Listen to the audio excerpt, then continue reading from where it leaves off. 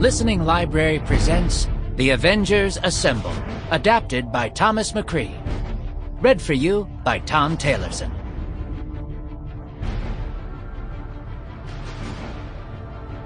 Prologue. The First Avenger.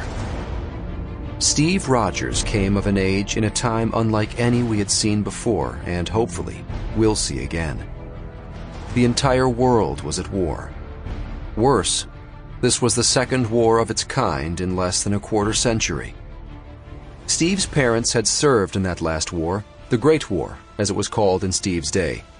And through them, he learned valuable lessons about what it meant to be a good soldier and, moreover, a good man. By the time Steve was a teenager, the Second World War had been raging in Europe for years, and in 1941, just before Steve turned 23, America joined in the worldwide fight. Steve had grown up watching the boys in his Brooklyn neighborhood line up at recruiting centers, suit up in uniform, pack their bags, and leave for deployment. Most, it sometimes seemed, never to return home. Every day, the streets outside his cramped four-story walk-ups sounded less and less like games of stickball, skelly, and kick the can, and more like the quiet of a church on a weekday afternoon. The gruff male voices that had filled the air gave way, slowly at first, then more rapidly, to the chatter of women on the home front. "Did you hear what happened to Tony McGrath? My Johnny hasn't written in weeks. He makes me so nervous, that boy. I just want James to come home. Jimmy Jr. needs to meet his father." Occasionally a wail would pierce a quiet evening. Steve always knew what it meant. Another Brooklyn boy gone forever. Did he know this one? He'd already stopped counting the friends he'd lost months ago. Nothing seemed to make sense anymore. The streets outside his window had changed. The nation and the world had changed. Nothing was certain except one very important thing. Steve had an irrepressible desire to fight. To help end this war so that throughout Brooklyn, America, and the entire world, the sounds of laughter and games would replace the sobbing of those waiting for their loved ones to return home. He was going to fight to liberate the people who had been held prisoner by this war. He was going to fight to overthrow the madmen waging it. And he was going to fight to win the war so that after it was over, not another drop of blood would be spilled. So as soon as he was of age, Steve and a few other neighborhood boys, including his best friend, James "Bucky" Barnes, lined up at the local recruitment center to join the fight.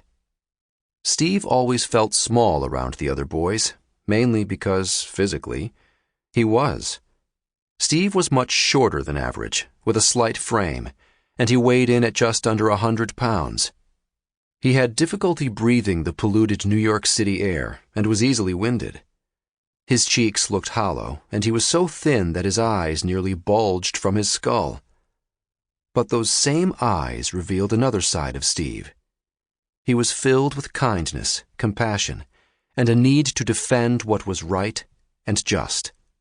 If Steve had any power at all, it was not in his body, but in his soul. The Army, however, was not interested in what Steve believed in, so much as what he could do. And after a brief physical exam, they determined he couldn't do much.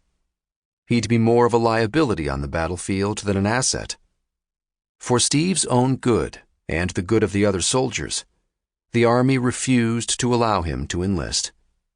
"Don't worry, Steve," Bucky said.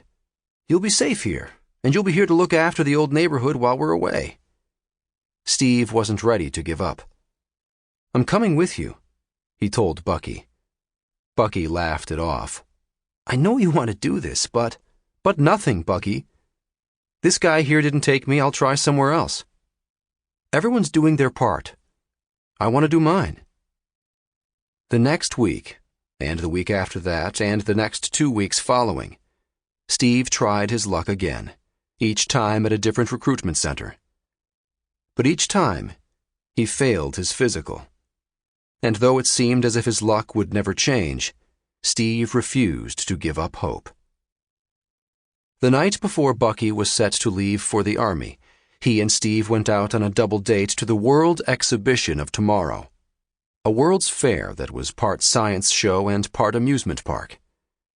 Bucky and the girls he'd brought along wanted to see the Stark Industries exhibition. The world-renowned inventor Howard Stark was going to personally present some of his latest creations, including a car that could hover above ground and ride the wind instead of the road. But despite the amazing display of futuristic technologies, Steve was focused on plans for his own future. He wandered away from the others and approached the exhibition's Army Recruiting Center. Bucky stepped away from the girls and jogged over to Steve. "You're really going to do this now?" Bucky asked. "It's a fair. Figured I'd try my luck," Steve joked. "As who this time?" Bucky asked. "Steve from Ohio? It's illegal to lie on your forms, Steve. They'll catch you, or worse, they'll take you. This isn't some back alley scrap. It's a war." "It's the war," Steve said. "It's the war we can't lose. This is the one that counts, and I mean to be counted." Bucky asked Steve to forget about enlisting, at least for now. It was Bucky's last night before shipping out. There were 2 pretty girls who wanted to go dancing waiting for them. Steve just smiled and shook his head. Bucky sighed, seeming to know that nothing would change his friend's mind. The 2 hugged, not sure if they'd ever see each other again, and each began a new journey. Bucky was off to war, and Steve was walking into the 6th battle of his own personal war, a battle to be allowed to fight. After filling out a form with a list of questions he'd memorized by now, Steve was brought to the exam room. It was a scene he'd played out what felt like 1,000 times. There was the exam table where they'd ask him to lay down so they could check his vitals. There were the tools that the doctor would use to perform the exam. The wastebasket in the corner, the eye chart on the far end of the wall.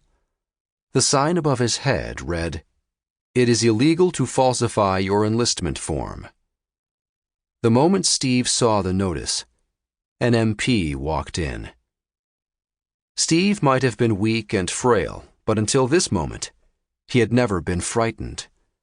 It looked like the government was finally fed up with what they clearly saw as his games. Trailing behind the MP was an older, bearded man in a lab coat and glasses. He thanked the MP and dismissed him. "So, 5 exams in 5 tries, in 5 different cities. All failed. You are very tenacious, yes?" the man said in heavily accented English. Was it a German accent that Steve detected? Steve stuttered and tried to explain, but the man held up his hand. "So, you want to fight?" the man asked. "I don't like bullies," Steve answered. "I can offer you a chance," he said. Steve's eyes widened. "Only a chance," the man repeated. He introduced himself as Dr. Abraham Erskine of the Special Scientific Reserve Unit of the U.S. Army. Steve wasn't sure what that meant, and he didn't much care. If Dr. Erskine had a way to get Steve into the Army, he would take it. No questions asked. For weeks, Steve trained at a boot camp with a core group of other men. As usual, all of them were taller, healthier, and fitter than he was. Steve scrambled to run through obstacle courses, which he routinely failed to complete. He struggled to keep up during training runs, barely crossing the finish line while the rest of the pack jogged hundreds of yards ahead. But Dr. Erskine could see something in Steve that others didn't. A fire in his eyes, and a desire to do the right thing. On Steve's final day at training camp, a grenade was dropped in the middle of the trainees. "Grenade!" cried Colonel Phillips, who was in charge of the camp. The soldiers scattered, finding cover behind tanks, inside ditches, under any shelter they could find. Every soldier fled. Except one. Steve jumped on the grenade in the hopes that he would save his fellow soldiers. He balled himself up on top of it and waited for it to explode. Sample complete. Ready to continue?